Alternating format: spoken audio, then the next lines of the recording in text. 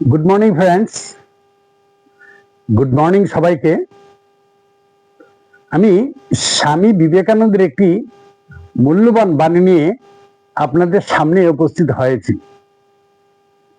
সবাই, ছোট বড় সবার কাছে আমি এই মূল্যবান বাণীটি নিয়ে উপস্থিত হয়েছি। যদি বাণীটি আপনাদের কাছে ভালো লাগে, আপনারা লাইক, শেয়ার এবং সাবস্ক্রাইব করতে ভুল করবেন না। আমি পরবর্তী ক্লাসগুলিতে এরকম মূল্যবান বাণী নিয়ে আপনাদের সামনে উপস্থিত হব।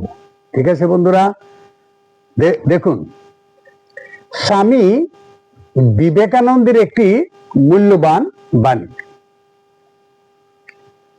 শিক্ষা এমন হওয়া উচিত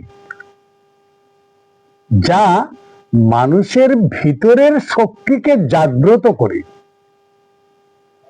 চরিত্র গঠন করে এবং জীবনের লক্ষ্য নির্ধারণে সাহায্য করে।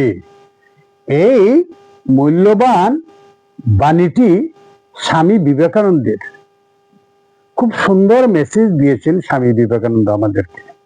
ঠিক আছে, মেসেজটা আমি আবার পাঠ করছি। শিক্ষা এমন হওয়া উচিত যা মানুষের ভিতরের শক্তিকে জাগ্রত করে, চরিত্র গঠন করে এবং জীবনের লক্ষ্য নির্ধারণে সাহায্য করে। ঠিক আছে বন্ধুরা, এই বাণীটা যদি আপনাদের কাছে ভালো লেগে থাকে তাহলে লাইক, শেয়ার এবং সাবস্ক্রাইব করতে কুণ্ঠাবোধ করবেন না। Okay, thank you so much everyone.